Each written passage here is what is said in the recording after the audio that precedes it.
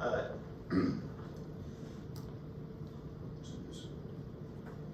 Hello, well, I'm already Jonathan. I'm a 21-year-old self-advocate, cancer survivor who happens to have autism. I am one of the official ambassadors for Operation House Call. I like video games, pro wrestling, and anime.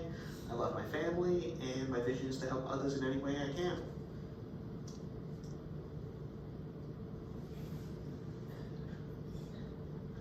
That's going to be the signal now. Okay. We're good. I don't know why I thought. Oh yeah, I know why. Operation House Call is important to me because I personally believe the best way of learning is by sharing my personal lived experience and advocate for a better understanding and respect for individuals who happen to have disabilities in the healthcare settings and beyond. Through sharing my story, I hope to change attitudes and break stereotypes. I believe every individual should be given access to quality health care they deserve. Now to the right page that I was previously on. In 2021, I was diagnosed with Ewing sarcoma, which is a rare form of cancer. Before I got diagnosed, I experienced a lot of diagnostic overshadowing. Diagnostic overshadowing is when someone like me, who happens to have autism or a disability, goes to the doctor and my actual health concerns are overlooked because I saw the word autism in my chart. Well, because they saw the word autism in my chart. This happened to me a lot while we were trying to figure out why I was in so much pain. You could see how much pain I was in, that both that the legs were clearly different colors. One was more, I guess, regular skin color, and the other was beach pink. I don't really know what color that is, honestly. Where was I? It took a total of 5 months, though, to get the diagnosis because so many doctors dismissed my severe pain as psychological, even though one of my legs was bigger and redder than the other. And this is why I should read ahead. Because I happen to have autism. Thankfully, I had my mom to help me advocate for myself, and we finally found a doctor who listened to my concerns and looked me straight in the eyes and told me she did not know what was wrong with me, but was going to find out. And well, she just did that.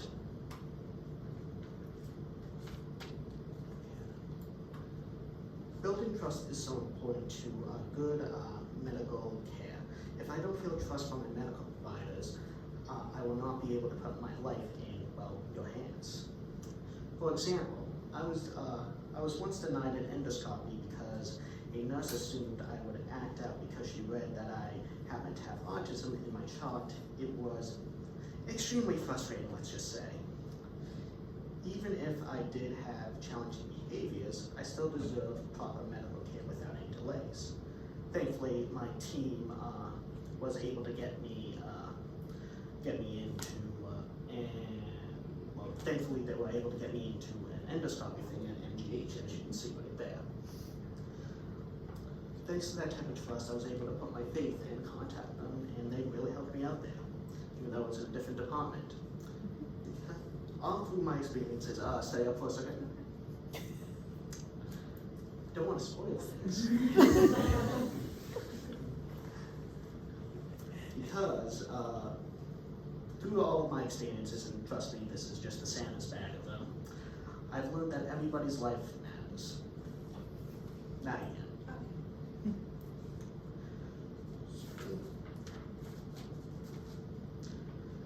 I believe when a person happens to have a disability, comes to the hospital and has behaviors, it is important to realize they are trying to communicate something. We all have different ways of expressing ourselves, and everyone's life matters. We all deserve good medical care no matter what. For example, this is my friend Jared, who has a complex medical needs, and his life matters as much as mine and all of yours. This is my friend Brian, who was previously mentioned a couple of seconds ago, who was going to co-teach today. I wanted to mention that while I was mentoring him, he asked me how to get rid of his autism. I told him, honestly, you can't. You just have to view it as a small piece of yourself. It's not the entitled piece of you, because autism does not define us. no disability should. It is just a piece of who we are. We have many pieces to us. So please remember that when you meet a patient that happens to have a disability.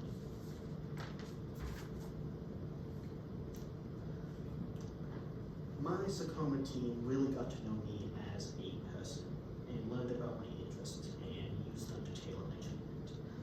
I found the standard pain chart with smiley faces kind of just not my thing. My nurse Christina figured out my pain level based on how long I could play video games. If I couldn't play at all, I was in a lot of pain. If I could play for at least 20 minutes, I was feeling pretty good. Don't get me started on longer though. This made it easier for me to understand and was more meaningful to me when I had cancer because they took the time to get to know me as a person. The team also told me during my second visit this past November that my sarcoma team is not just there for my cancer journey, but for my life journey. And I believe that so much because they have built so much trust with me and my family. And I consider them part of my family and I love them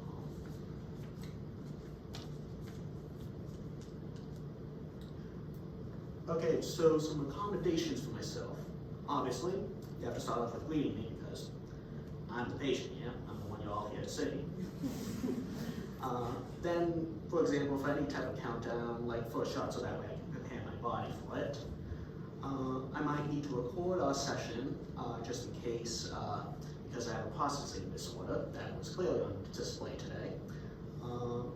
I might need extra time, same deal with the processing disorder. I might need headphones if it's too loud, sunglasses if it's too bright.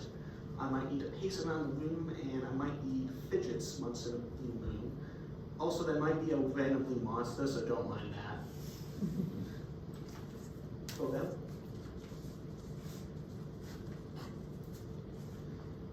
If you take away anything from me today, I hope you take away how critical it is to look beyond a patient's disability and the importance of getting to know your patient. You may open my chart and see I have autism. Please don't assume things about me because of that. Because at the end of the day, we're all human beings and we're all different walks in our lives and different experiences. We all deserve the best medical care we need to live our best lives. Thank you, and any questions?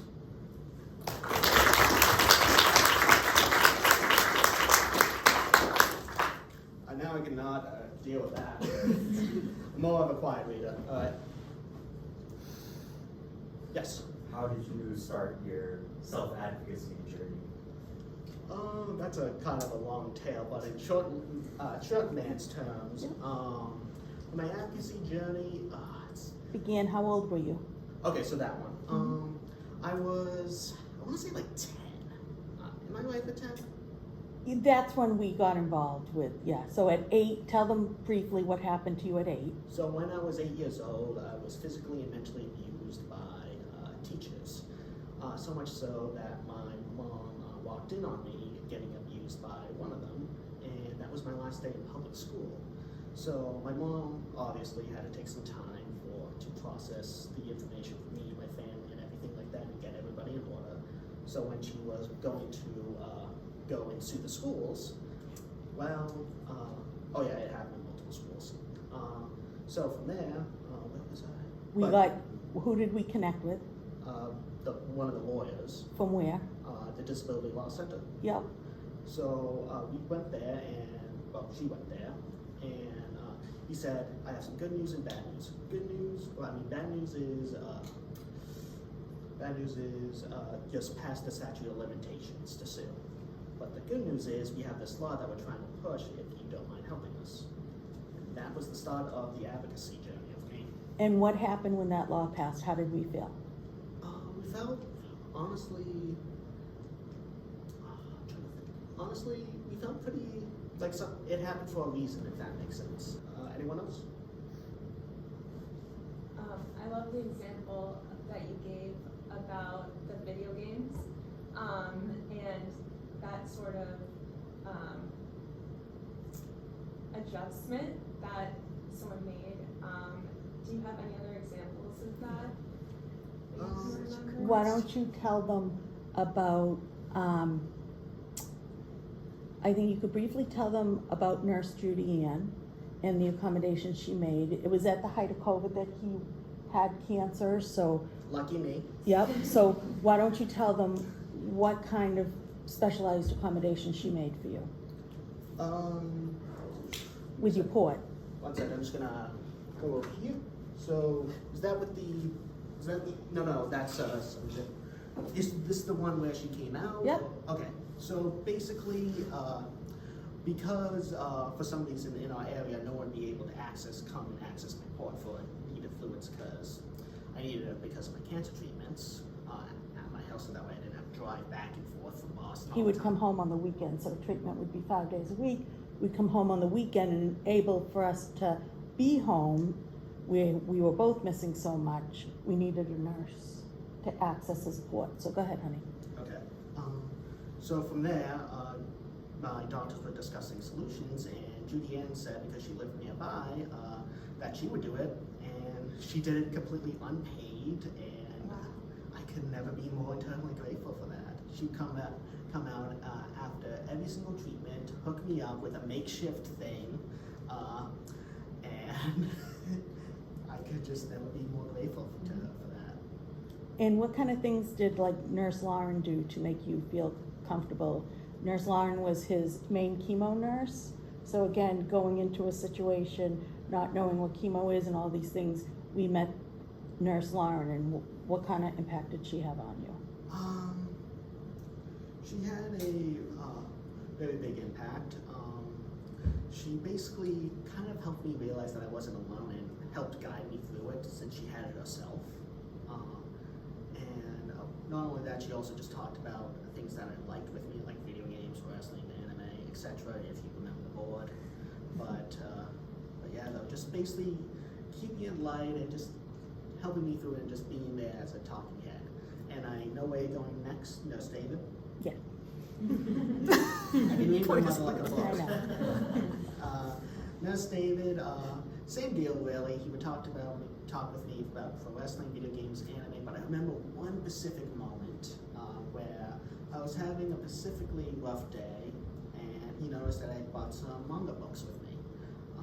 And he asked if that's manga, and I said, yes, that is indeed manga. So he asked if he could read some, and we both just read some together.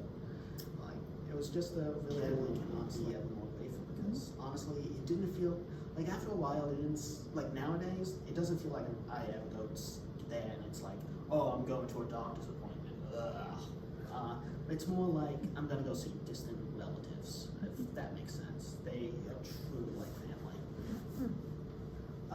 Yes? Could you talk a little bit about your role as a mentor for other kids and any of the advice that you generally share for younger people with autism through this program? Sure. So my role as a mentor through Operation House Call is to basically help prepare them for these types of classes. For example, I might shoot them a couple of questions if they ask to be prepared for questions. I might help them build up their speeches, sit down and help them write it, or text it since we're doing it over Zoom, and help them practice with it and listen to it as many times until they feel confident with it. And what other things do you offer? Like when you first met with Ryan, what were some of his concerns that he brought to you and you helped him with, if you remember? Geez, I'm trying to think. What was it? It's been so long. I've also helped with coping strategies as well. Fun fact, I used to be a mentor for the Brockton area before I became a part of Operation House Call. So some of those skills kind of transition over it. So I also help with coping strategies and many more stuff like that. I'm trying to think if there's anything else. Well, you go over their speeches with them, you get on Zoom, you offer support in really any way that he can. He was originally why don't you tell them what you were going to do for Ryan today? Yeah, originally for Ryan, I was supposed to just come and be here as support, but since his mother and his family had an emergency, I'm doing this instead. But yeah, though, that anything? Anyone else?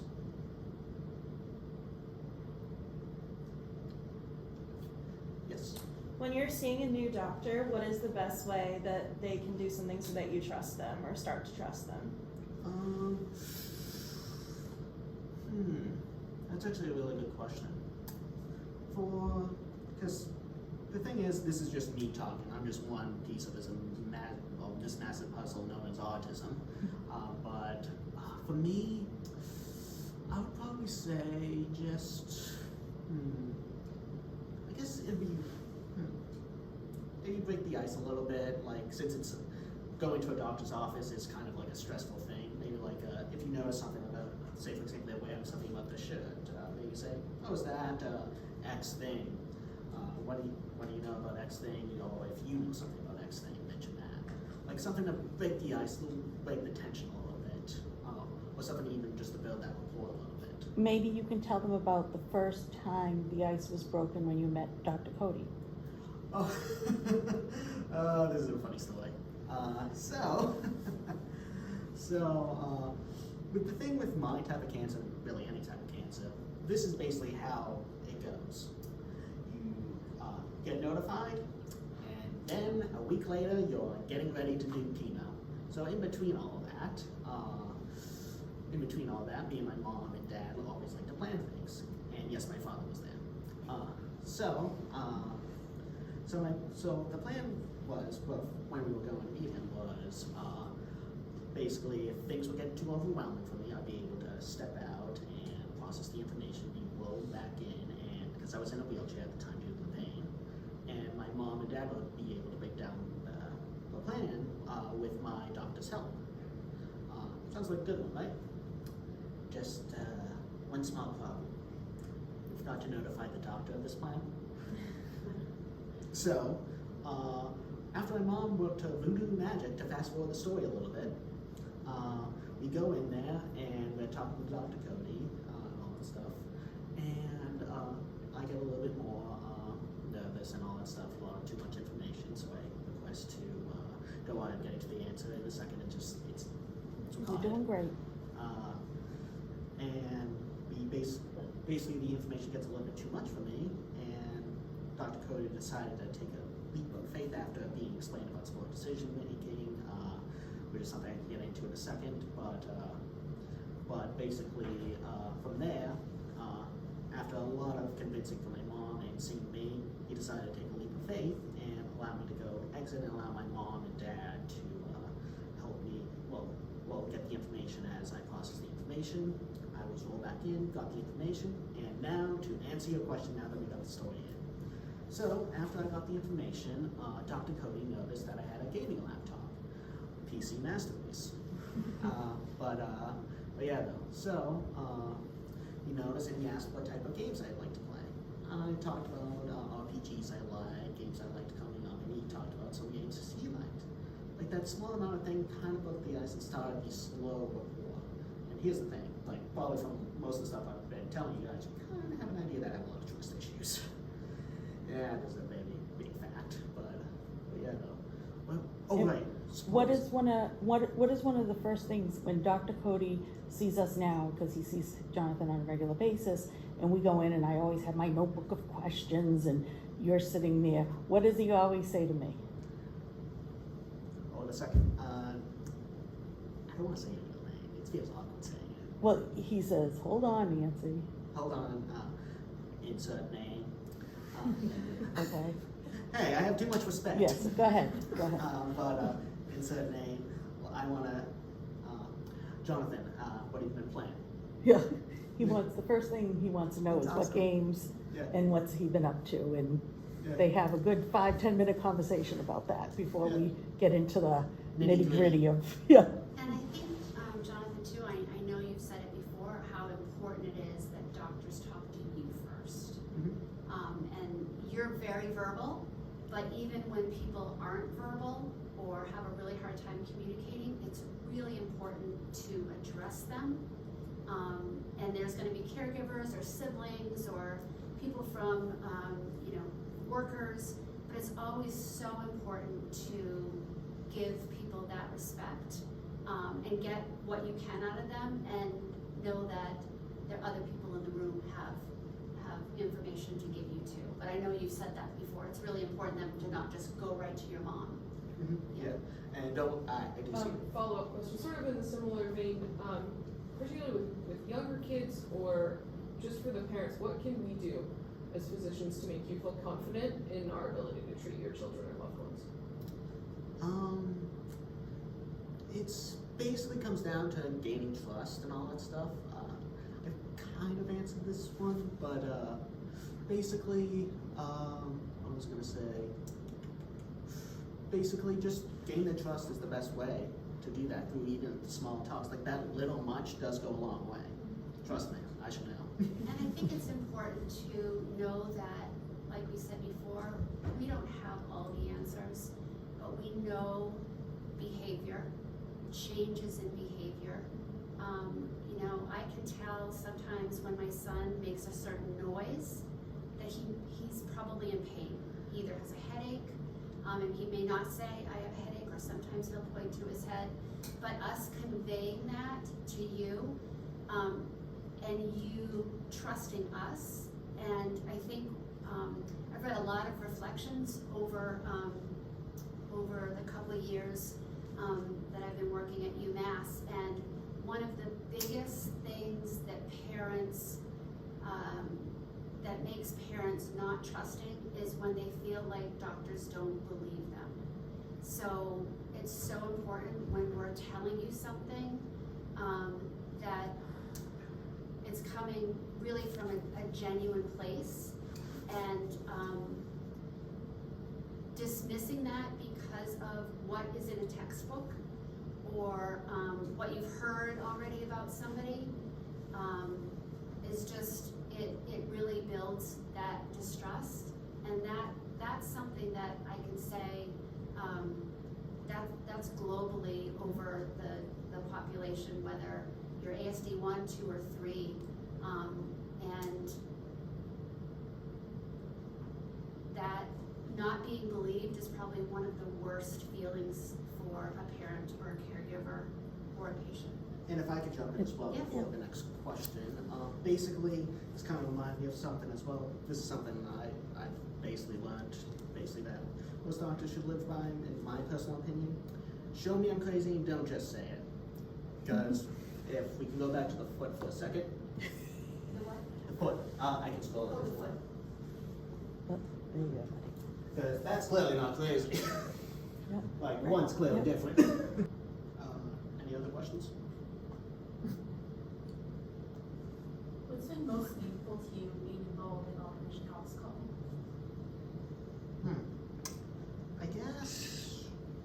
I guess it just helps me continue my vision of helping others in any way I can. Being able to do that is just great. Like, I don't really know any other one, to be honest, because that kind of covers most of it without going into heavy micro detail. but yeah, just being able to help other people through through my experiences, and hoping that at least someone takes away something from this.